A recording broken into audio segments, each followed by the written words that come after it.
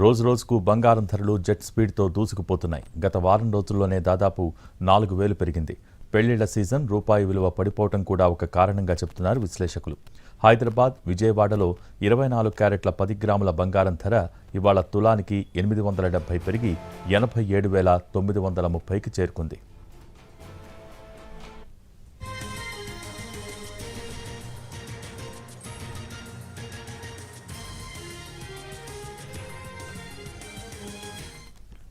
ఇక నిన్న 22 క్యారెట్ల తులం బంగారం ధర 79,800 ఉండగా ఇవాళ 800 పెరగటంతో 80,600కు చేరుకుంది. మరోవైపు కిలో వెండి 1,07,000గా ఉంది. పెళ్లిళ్ల సమయంలో బంగారం రేట్లు అనూహ్యంగా పెరగటంతో సామాన్యులు తిప్పలు పడుతున్నారు. ఫిబ్రవరి 2 నుంచి మార్చి 26 వరకు మంచి ముహూర్తాలు ఉన్నాయి. దీంతో లక్షలాది పెళ్లిళ్లు, గృహప్రవేశాలు జరగనున్నాయి. దీంతో పెరిగిన గోల్డ్ రేట్లతో వధువుల తల్లిదండ్రులు బెంబేలెత్తిపోతున్నారు.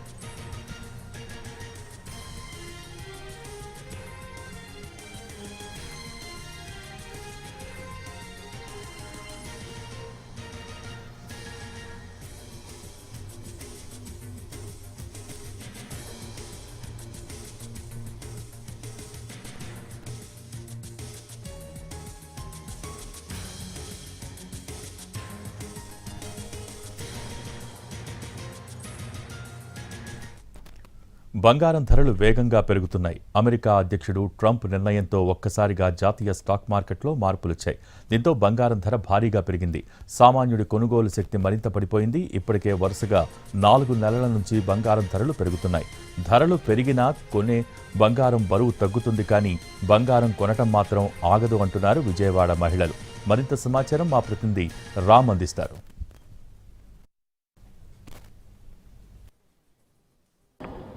బంగారం రేట్లు రోజు రోజుకి పెరిగిపోతున్నాయి. ఒకేసారి 2,300కు పైగా రేటు పెరిగిపోవడం, దానికి కూడా మనం చూస్తే కనుక ట్రంప్ తీసుకున్నటువంటి నిర్ణయాలు కొంత కారణం అవుతున్నాయని చెప్పేసి కూడా తెలుస్తుంది. దానివల్ల ఒక్కసారిగా అంతర్జాతీయ మార్కెట్లో వచ్చినటువంటి ఫ్లక్చుయేషన్స్ వల్ల కూడా కొంత ఈ రకంగా బంగారం రేట్లు అయితే పెరిగిపోయినటువంటి పరిస్థితి అయితే ఉంది. మనం ఇక్కడ కొనడానికి వచ్చినటువంటి కస్టమర్లని అడిగి తెలుసుకునే ప్రయత్నం అయితే చేద్దాము. ఇక్కడ కస్టమర్లు వచ్చి చాలామంది ఉన్నారు. మేడం గారు, చెప్పండి, అంటే ఖచ్చితంగా రేటు నిన్న పెరిగింది అని చెప్పేసి చెప్తున్నారు. అంటే ట్రంప్ నిన్న ఒక ఇన్వెస్ట్మెంట్ డెసిషన్ తీసుకున్నాడు, దానివల్ల కొంత రేటు పెరిగింది అని చెప్పేసి చెప్తున్నారు. ఎలా చూడాలి? ఇలా రేట్లు పెరుగుతూ ఉంటే కొనడం జరుగుతూనే ఉంటుందా సహజంగా? కొనటం అయితే తగ్గదు, కానీ కొనే క్వాంటిటీ తగ్గిద్ది. 10 గ్రామ్స్ కొనేవాళ్ళు 1 గ్రామ్ కొంటారు, అంతే, ఎక్కువ కొనరు.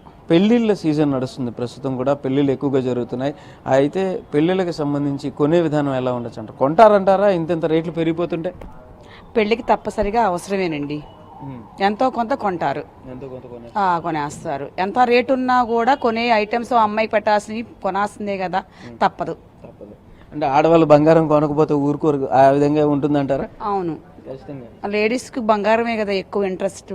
అది అవసరమైనంత వరకు ఆ పెళ్లికి పెట్టాలి కదా, బట్టి కొనేస్తారు.